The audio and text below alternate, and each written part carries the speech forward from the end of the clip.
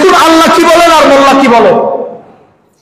সূরা আলে ইমরান 81 নম্বর আয়াত। আপনি অনলাইনে দরকার হলে চার্জ দিয়ে দেখেন। আমার বয়সে 40 বছর বয়সে, তাহলে 40 বছর বয়স মানে তো জীবনের মূল টাইমটা প্রায়। তো এই 40 বছর পর্যন্ত উনি নিজে তো নবী ছিলেন না, উনি নবী হয়েছেন তারপরে। তাহলে 40 বছর পর্যন্ত নবী হওয়ার আগে তার ধর্ম কি ছিল? 40 বছরের আগে নবী ছিল না, তার মানে বুঝা গেল। আরেকজন বলেছে কি, নবীজির 40 বছরের আগে যেটা জীবন, 23 বছরের আগে যেটা 40 বছরের জীবন, এটা কিতাবে আছে, হাদিসে আছে, কিন্তু এটা অনুসরণ করা যাবে না। নাউজুবিল্লাহ বলবেন। ও গাদার বাচ্চা গাদা, নবীজির জন্মই হয়েছে আল্লাহ রাব্বুল আলামিনের কুদরত প্রকাশের জন্য। সুবহানাল্লাহ। নবীজির জীবনের শুরু থেকে শেষ পর্যন্ত জীবনের প্রত্যেকটা মুহূর্ত হলো উম্মতের জন্য অনুসরণীয় এবং অনুকরণীয়। প্রত্যেকটা। আপনি আমাকে দেখান নবীজির কোন কাজটা অনুসরণীয় নয়, নবীজির কোন কাজটা বর্জনীয়। নবীজির জীবনের মধ্যে এমন কোন কাজ আমার নবী করলেন যেটা আপনি উম্মত হয়ে, এই কথাটা কোন ইহুদি নাসারা আজ পর্যন্ত স্পষ্টভাবে বলতে পারে নাই। সেজন্য শুধুমাত্র ইসলামের দাবিদার দেখলে পাগল হয়ে যাবেন না। ইমানকে হেফাজত করুন। লক্ষ বছর নামাজ পড়ে কি হবে, কপাল করে কি হবে, যদি সত্যিকার ইমান আপনার ভেতর না থাকে। ইমান আছে নামাজ নামাজ, ইমান আছে রোজা রোজা, ইমান আছে হজ হজ, ইমান আছে যাকাত যাকাত, ইমান আছে ইবাদত ইবাদত বলে পরিগণিত হবে। আর ইমান নাই, শয়তানের মতো লক্ষ বছরের ইবাদত নিমিষেই ধ্বংস হয়ে যাবে যদি ইমান মজবুত না থাকে। আর ইমান হলো আদবে মুস্তাফার নাম, নবীজিকে সম্মান করার নাম হলো ইমান। জোরে সরে বলুন সুবহানাল্লাহ।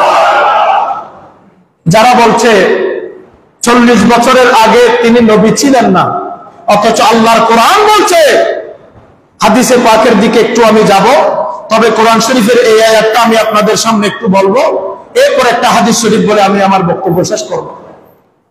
দেখুন আল্লাহ কি বলেন আর মোল্লা কি বলে। সূরা আলে ইমরান 81 নম্বর আয়াত। আপনি অনলাইনে দরকার হলে চার্জ দিয়ে দেখেন আমার বক্তব্য ঠিক আছে কিনা।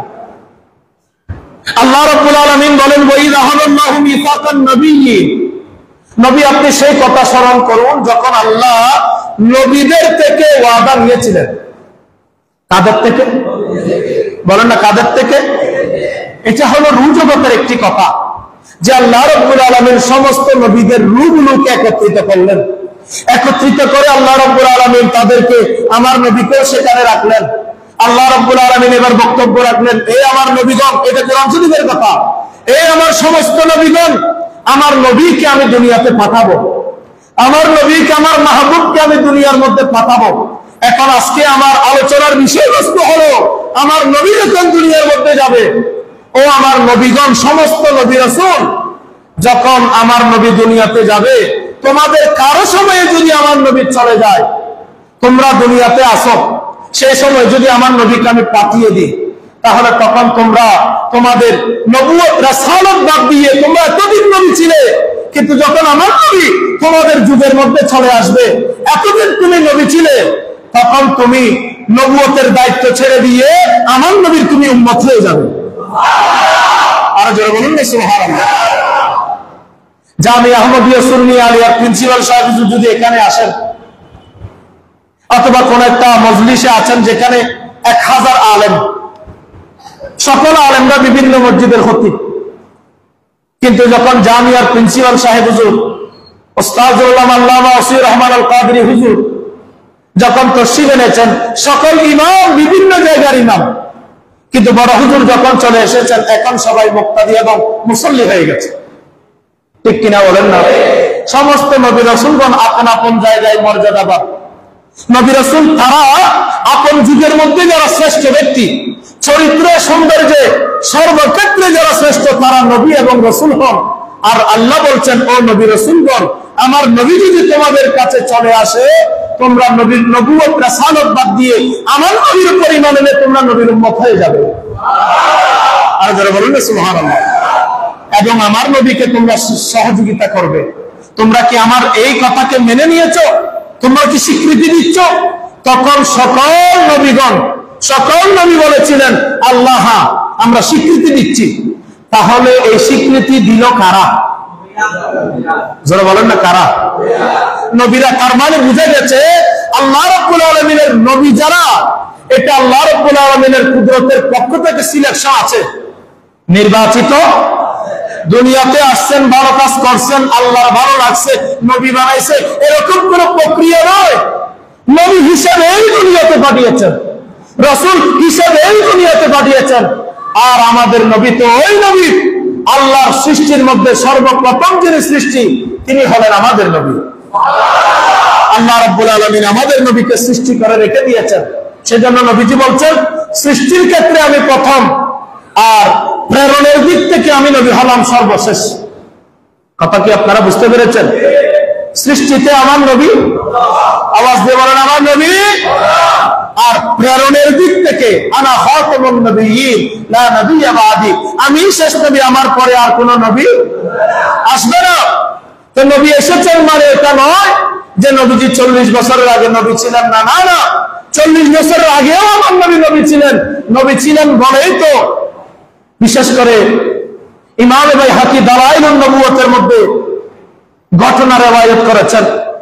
আমার নবী যখন ছোটবেলায় দোলনার মধ্যে চড়তেন, সময়ের স্বল্পতার কারণে আমি ইবারত করছি না, আমার নবী যখন দোলনার মধ্যে চড়তেন, হযরতে আব্বাস রাদিয়াল্লাহু তাআলা আনহু আমার নবীর চাচাজান, তিনি বলেন হুজুর ইয়া রাসূলুল্লাহ ইয়া হাবিবাল্লাহ, আপনি যখন ছোটবেলায় দোলনার মধ্যে থাকতেন, যখন দোলনা দুলতো তখন আমি দেখতে পেতাম, আমি একবার আপনার দিকে দেখতাম, একবার আকাশের চাঁদের দিকে দেখতাম, আমি দেখতে পেতাম আপনি যখন আপনার অবস্থানকৃত সেই দোলনাটা যখন দুলত, আপনি যখন চাঁদের দিকে ইশারা করতেন আপনার আঙ্গুলকে, আপনার হাতের ইশারায় চাঁদ নড়াচড়া করত। জোরে বলুন সুবহানাল্লাহ। চাঁদকে আমি দেখতে পেতাম, আপনার আঙ্গুল যেদিকে চাঁদ সেদিকে, আপনার দোলনা যেদিকে হেলে যায় চাঁদ সেদিকে হেলে যায়, আপনার হাত যেদিকে ইশারা করে চাঁদ সেদিকে চলে যায়। জোরে সোরে বলুন সুবহানাল্লাহ। এটাই হলো আমার নবীর শান। শুধু সেটা নয়, হযরত ঈসা আলাইহিস সালাতু ওয়াস সালাম যখন দুনিয়ার মধ্যে তাশরীফ আনলেন, হযরত ঈসা রূহুল্লাহ আলাইহিস সালাতু ওয়াস সালাম, ঈসা আলাইহিস সালাতু ওয়াস সালাম দুনিয়ার মধ্যে যখন আসলেন, অনেকে বলতে লাগলো হায়রে মরিয়ম, এটা বাপসারা সন্তান কেমনে তুমি জন্ম দিলা, নিশ্চয় কোনো খারাপ কিছু থাকতে পারে। যারা বলেন না নাউজুবিল্লাহ। অথচ মা মরিয়ম আলাইহিস সালামকে আল্লাহ দুনিয়ার মধ্যে একটা আল্লাহর কুদরত হিসেবে প্রকাশ করেছেন। বাপ নাই কিন্তু সন্তান, বলেন না বাপ নাই কিন্তু সন্তান, কিন্তু দুনিয়াবি হাইসিয়তে বাপ ছাড়া কোনো সন্তান থাকতে পারে? জারজ হলেও তো তার একজন বাবা আছে, অবৈধ হলেও তার একজন বাবা লাগবে কিনা? বাপ ছাড়া তো আর সন্তান হবে না। মরিয়ম আলাইহিস সালাম একমাত্র রমণী যিনি স্বামী ছাড়া সন্তান গর্ভে ধারণ করেছেন। সুবহানাল্লাহ। ঈসা আলাইহিস সালাম যখন দুনিয়াতে আসলেন, সবাই বলতে লাগলো হায় এটা কোন সন্তান আবার দুনিয়াতে জন্ম নিল। আল্লাহ রাব্বুল আলামিন ঈসা আলাইহিস সালামের জবানের মধ্যে কুদরতের পাওয়ার দিয়েছেন। আল্লাহ রাব্বুল আলামিন সূরা মরিয়মের 30 নম্বর আয়াতের মধ্যে বলছেন, আলা ঈসা আলাইহিস সালাম বলেন ইন্নী আব্দুল্লাহ, আমি হলাম আল্লাহর একজন বান্দা, আতানিয়াল কিতাব, আমাকে কিতাব দেওয়া হয়েছে, ওয়া জাআলানি নবিয়্যা, আমাকে ছোট কোলের মধ্যে দেখতে পাচ্ছ, আমি ছোট ঈসা আলাইহিস সালাম, মনে করিও না আমি একজন ছোট বালক। ওয়া জাআলানি নবিয়্যা, আমি ঈসা আলাইহিস সালামকে আল্লাহ রাব্বুল আলামিন নবী করে দুনিয়ার মধ্যে পাঠিয়েছেন। তাহলে বুঝা গেল নবীগণ দুনিয়াতে এসে নবী হয় না, নবী হয় এই দুনিয়াতে, বলেন না নবী হয় এই দুনিয়াতে। এটাই হলো ইসলামী আকীদা। সেজন্য সাবধান, আহলে হাদিসের বদ আকীদা থেকে সাবধান, বাতিল ফিরকার বদ আকীদা থেকে সাবধান। এরা হলো বিয়াদবে রাসূল। ক্ষেত্র বিশেষে গিয়ে এরা বিভিন্ন নেক আমলের কথা বললেও বাস্তবিক কথা হলো এরা নবীজির সাথে বিদ্বেষ পোষণ করে।